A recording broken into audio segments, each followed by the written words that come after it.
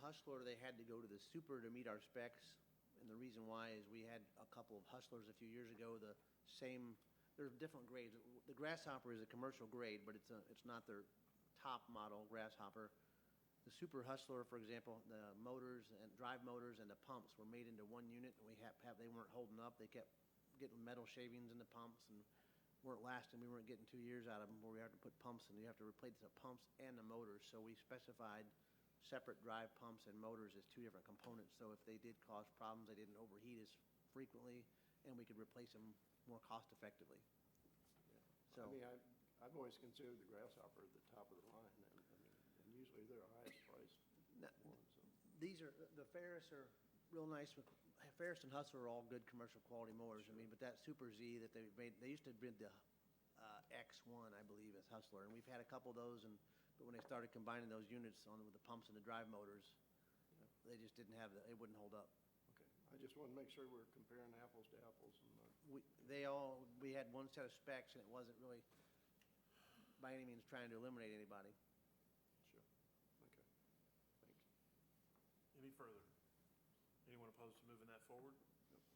All right, hearing none, we'll move that forward and move on to number 4, discussion of proposed annexation of newly acquired real property. Yes, thank you, Mayor.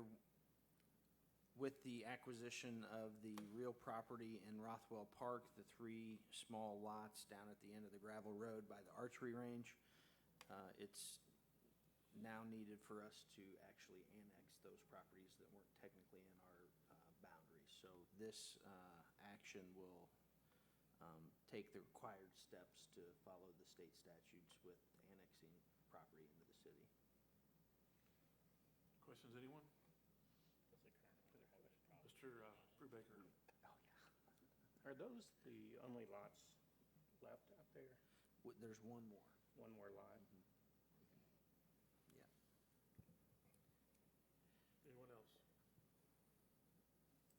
All right, is anyone opposed to moving that forward? Hearing none, we'll move that forward to the regular meeting, and we'll move on to a resolution approving a governmental consulting service agreement.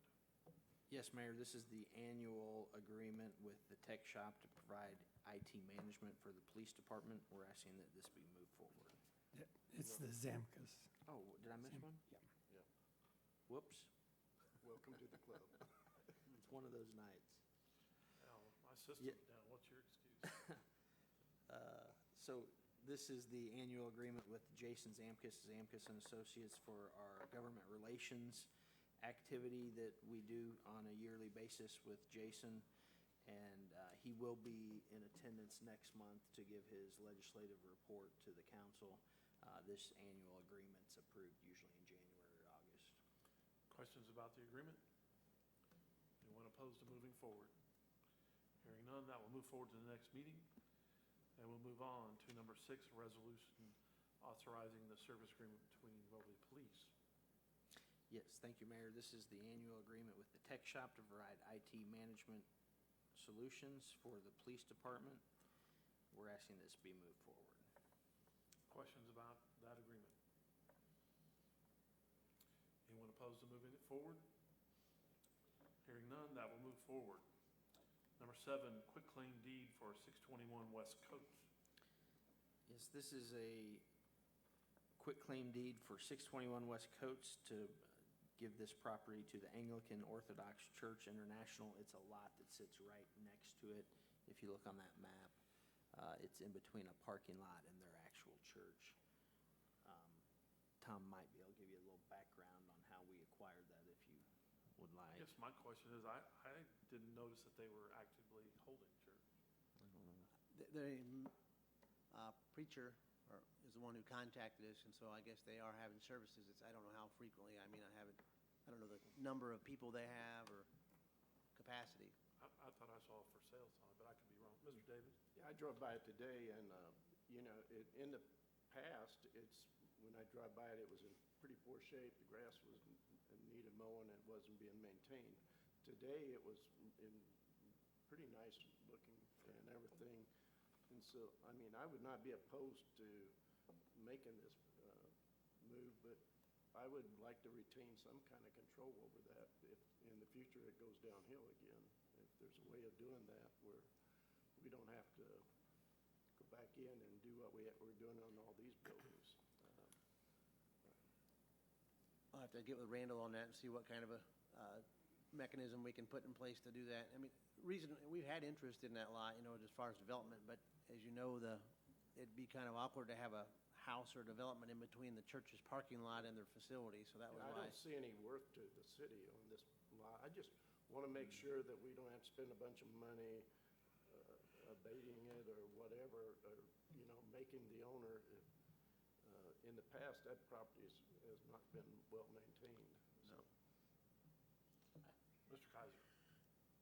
Out of the concern of if it's for sale, that would concern me that we're giving land for free to add value to the sale. So I would say I'd be willing, if they're using it for their church, I'm okay with that. But I think we need to have a term in there that if you sell within X amount of period of time, then the city should be recoup some cost for that land because we've added to the value of their property. I think that'd be Like easier a to do. sale restriction, if they were to put the property up for sale, that it would revert to us, something like that. Or they have to give a portion of the proceeds to cover the cost of the land. I'm open to either. I'm just suggesting it. I hate to give city public land to an organization and they turn around and sell it and make a profit. I'll look into it. Okay. Thanks. So will you have enough time by the next meeting so that we can go ahead and move forward? Everyone okay with that? All right, so that will move forward to the next meeting. And we'll move on to number 8.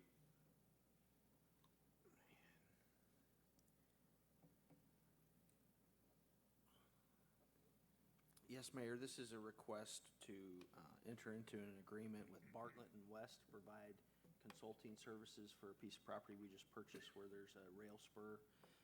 For quite a few years, there's been interest in rail activity at the industrial park. We did check with some of the potential users of that rail spur, and they did have some interest. So we want to go ahead and see if there's any value to that rail spur and what it would take to use that and what the market might be for those services. So this agreement would give us the cost estimates and the understanding if there is any value on 605 Fowler Road. Questions about that agreement? Mr. Davis? Do we know exactly where the city property, that rail spur becomes city property as opposed to railroad property? Just in general terms, but this will help identify all that. That's what Yeah. we're doing? Okay. Yeah, there is a gate and a fence there, so you can kind of see where the property's divided. But I don't think it's surveyed. No. Normally, a spur is owned by the commercial user, and the railroad doesn't own it from the point of the switch. And that's This what it one looks like services- here. That was the case for Dura as well, when we took that section of track out, just past the switch. Okay. All right, so is not anyone opposed to moving that forward? So we'll move that forward to the next meeting. And the next one is number 9, agreement with Water's Edge Aquatic Design. Yes, Mayor, we went through the RFQ process for design work on the splash pad at Tannehill Park. After reviewing 3 different proposals, the committee recommended moving forward with Water's Edge. We're asking that this be moved to the next meeting.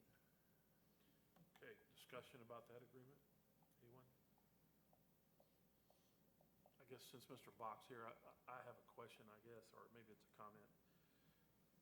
I would hope that as you all look at this design, that you're also going to consider the functionality of it and the operating cost versus kind of the way the other aquatic center was built, which is very, very much a lot of labor by design. So I guess having done that once, you're going to be looking at not just the design and what it does, but how best to operate it in a reasonable fashion. Absolutely, and one thing I'd point out, this, unlike some of the challenges with the aquatic center, this doesn't have to be manned by a because there's no standing water. So that's one of the benefits of that facility. But there are other aspects that we liked on Water's Edge's design capabilities, and one of them is just having a pit. Similar, it's a small-scale version, essentially, of what the aquatic center pump house would be.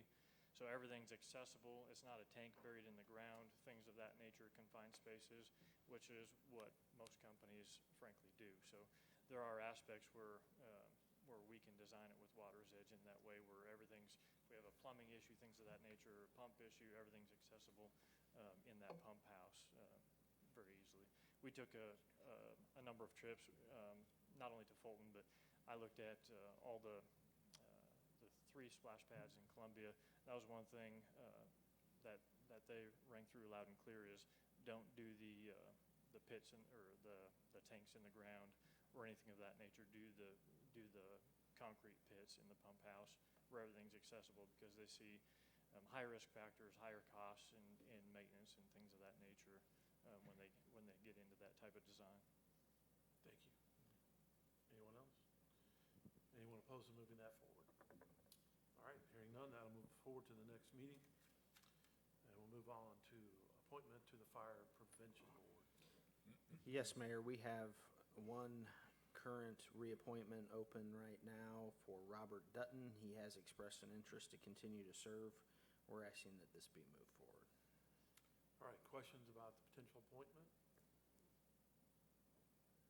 Hearing none, is everyone okay with moving that forward to the next meeting? All right, that will move forward to the next meeting. And finally, number 11, a request from the Moberly Area Chamber of Commerce.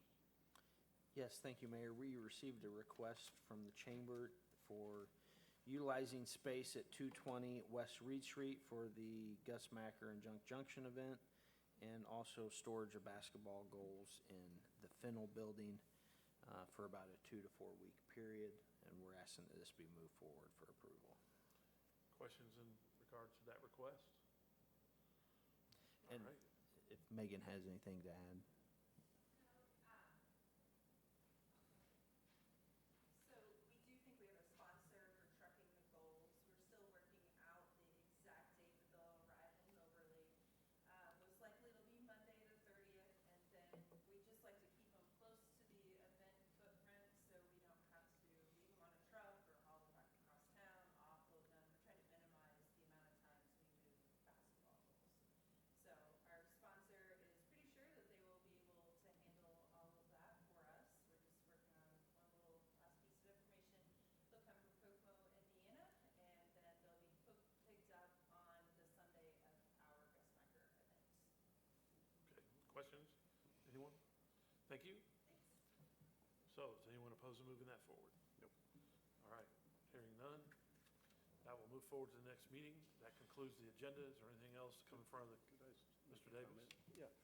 Recently, some of our councilmen and me had a chance to tour the water treatment plant. And I was probably forever, I've taken for granted how when I turned the taps on, the water came out, and I never thought about it, and I always thought, I trusted that the water was safe to drink and to use. But after touring that plant, I probably will never take it for granted again. And I want to thank Shannon for arranging it, and Matt Ebert, or is that how you say it? Everett, for giving us a great tour. All right. So, that concludes the agenda. I would entertain a motion to adjourn to closed session. So move. And a second. Second. All in favor, signify